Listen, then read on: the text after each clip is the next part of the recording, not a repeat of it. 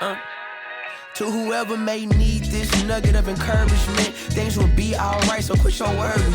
What's good, you guys? Welcome back to another episode of For the Underdogs. Today I want to talk about inner child healing. It's been something that I've taken part in over the past couple of months.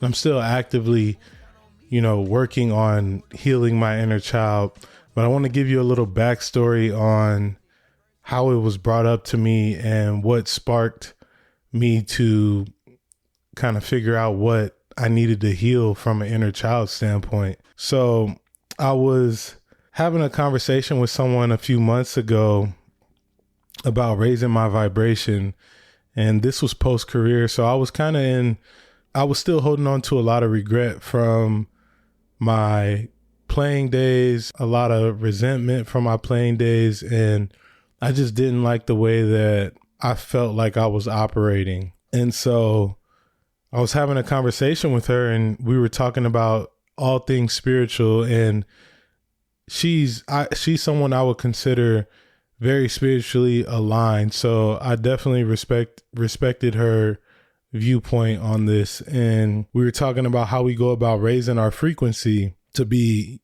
closer to God. Really, I wanted to feel that presence and just operate differently. And she asked me what happened when I was in the 6th grade. And it kind of caught me off guard, but I was just like, why are you asking 6th grade? She's like, I just feel like that was a pivotal moment and I wanted to ask you about it.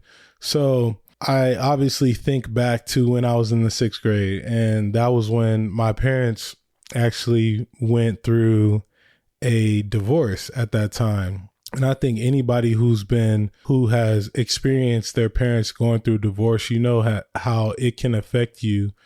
Maybe you didn't know at the time, but looking back on it, it definitely did have an effect that I did not realize, changed me. And I don't hold any resentment towards my parents for going their separate ways. I understand that people grow apart, and I'm speaking from a healed place, really, when I talk about their separation. So we talked about that, and she had given me some direction on how to release some resentment that I had built up around that. And she told me I may be suppressing emotions, even though you're not truly feeling these emotions day to day, you may have gone so long learning how to suppress that it's manifesting in a different way around you.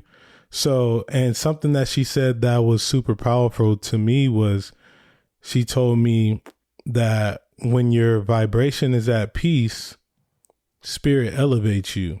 And she wanted me to, basically she gave me a guideline on how to navigate releasing these emotions that I had around the 6th grade time. Also during that time, I had lost someone close to me around that time. I think my grandfather passed around that time, and he was super influential in our family, but also in my life as well.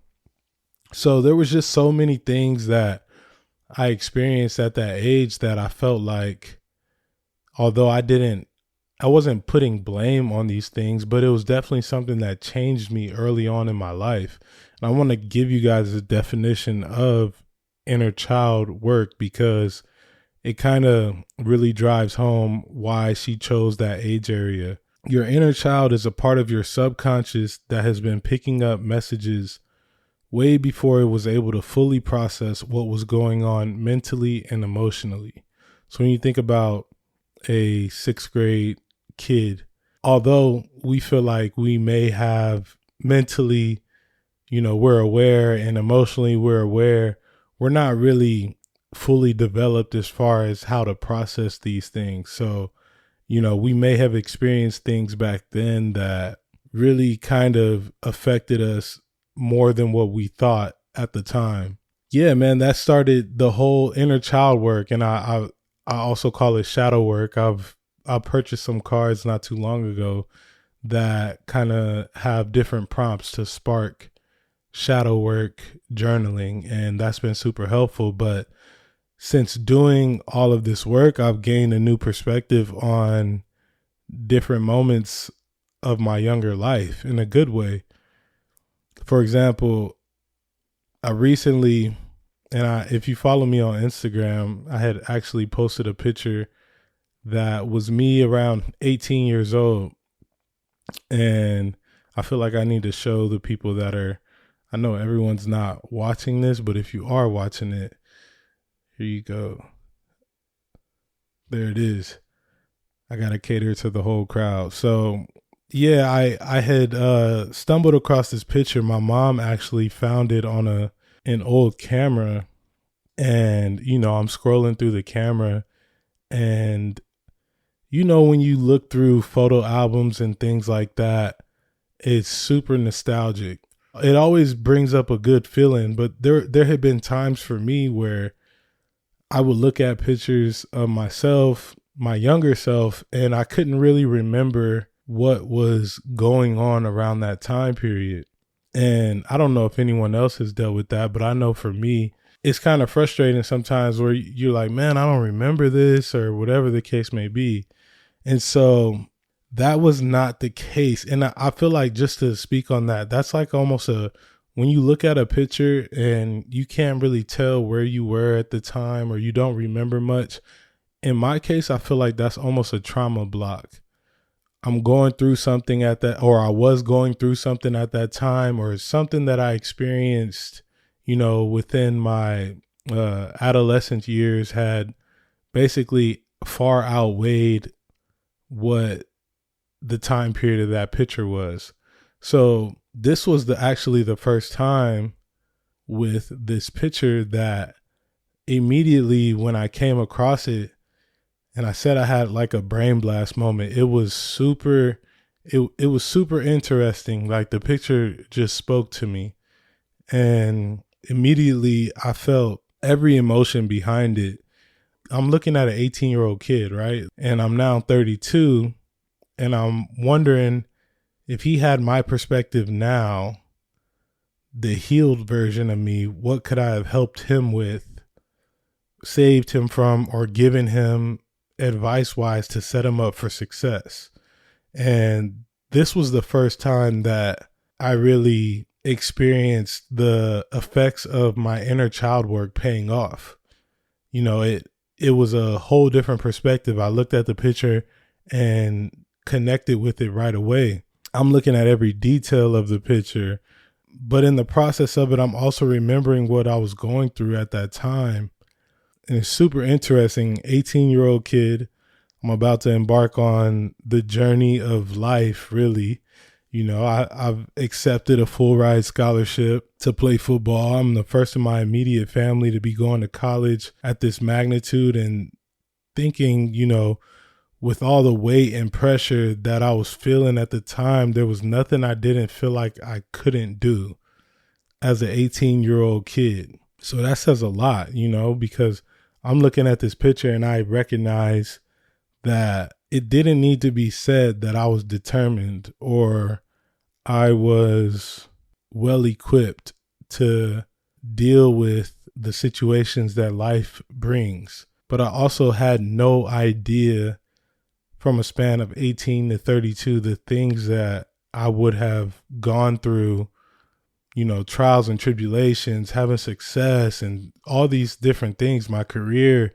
Like, I could not have called that from looking at this picture and sitting where I am now. I captioned the picture that I would tell myself the exact same thing that I was saying back then, and it was to stay persistent on my path.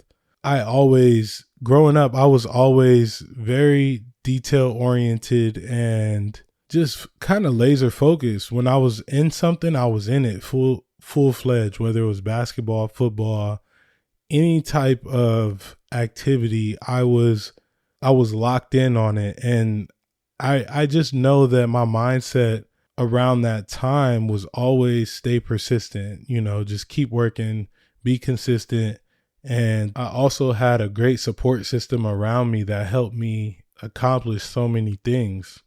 But I'm just wondering how many people have experienced that same thing that I experienced when I was looking at that picture. How many people, have looked at a picture and can't remember what was happening or, you know, the time period in which it was taken. How many people have looked at a picture and immediately just felt so many different emotions around it? Because I think that I always do a lot of reflecting. Reflecting is good because it really gives you perspective. The hard part is sometimes we don't reflect enough or specifically. And when you look at a picture that you're able to reflect on, it just brings back so many different emotions that, you know, it was so cool and so dope to just be in that space of staring at this picture and wondering all the things. Now that I'm looking at it from a healed version of myself, all the things that got me to this point where, you know, some would say odds stacked against you, maybe not, you know, from a standpoint of career wise, but just in life in general. You know, we all go through things that is sometimes really hard to process when it's going on, but I'm looking at it now as a 32-year-old man that has made it through trials and tribulations and accomplishments and failures and success and things like that. And it was just super nostalgic to look at myself as an 18-year-old and be like, and be proud that I didn't fail that kid in that picture. But if you're streaming this and maybe you got some questions about inner child work, or you feel like there's a trauma block going on where you can't remember ages 12 through 18 or, you know, ages 5 through 12, whatever the case may be, I got a couple questions that may help spark your mind and get you on the right path. And I think the first one that I would say that I've done is, what unresolved conflicts did you have as a child that affect you today? And that's powerful because we don't realize a lot of our habits, good and bad, were shaped when we were children, you know, and our responses to things were shaped when we were children. But as adults, you know, we think that's just how we are. But there's always ways to work through things like that and kind of master the emotion behind unresolved conflicts that we may have gone through earlier on in life. So yeah, I would say, what unresolved conflicts did you have as a child that affect you today? The second question I would say, which is really good, is, what was the time when you were your happiest as a child? That is something that, you know, I sat back and I journaled on that, you know, I really just sat back and thought about it for the longest time. Like, when was I my happiest as a child? And it really brings you an array of different emotions in a good way when you think about, you know, your 10-year-old self and how happy you were to be doing an activity or whatever made you happy at that time. It really is therapeutic to kind of reflect on that and think about that. And the last question I would say that hopefully would spark your mind is, what messages did you receive about yourself as a child?